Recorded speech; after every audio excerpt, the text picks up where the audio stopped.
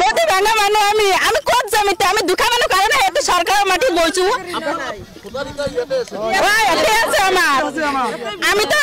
আমি তো বহুত মাটি লোৱা নাই আমি অলপহে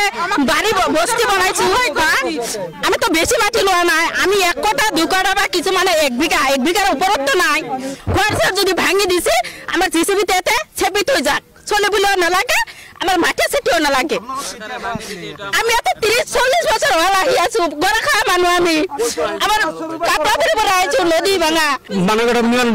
হয় করে আছে মানুষটা পরিস্থিতি বেড়ে আছে আমার সেইখানে আমি সরকারক আমি এটা অনুরোধ করো যে আমার মানুষটা কিবা অবস্থা করে দিবা লাগে সরকারের ঘর সরকারের মাটি সরকারের মানুষ সরকার আমি ফুটসুট দাও আমি সরকারের সব কিছু আমি করে আছো সেই হিসাবত আমি সরকার আমি অনুযোগ করো আমার মানুষটা যেন আমি অনুষ্ঠান দিবা লাগে আমার এইখিনি আমি সরকারকে আমি অনুযোগ করাও আমার এই মানুষটা চুপ করা আমি সরকারের মানুষ আমি তো বর্মন আমার এটা আজি 25-30 বছর আমার মানুষটা বয় কিন্তু কোনো ক্লিয়ার নাই আজি বিজেপি সরকার আইনে আমাক যি করছে ভালে করছে আমি তো বেয়া পাওয়া নাই হ্যাঁ মুখ্যমন্ত্রী ভূমিধর বৰ্মনৰ দিনত আহিছিল ভূমিধর বর্মন দিনত আহিছো আমি ভূমিধর বর্মনতে বয়সী গড়াখা মানুষটা কত জায়গা নাই এটা এই মানুষটা বরখিতির মানুষটা আমি কও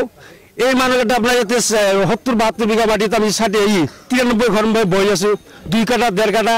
আধা বিঘা এই মাটি কাটা মানুষ মুখে বই আছে এই মানুষটা একদম গেলি আমার তো কোনো পরিস্থিতি নাই এটা ঘর দিয়েছে সরকারে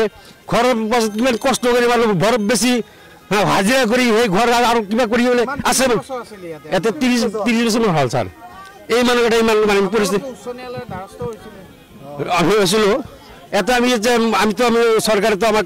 কইছি কথাটো আমি সরকার অবলম্বন করা নাই সরকার যেনেকে চলি আছে সেনেকে আমি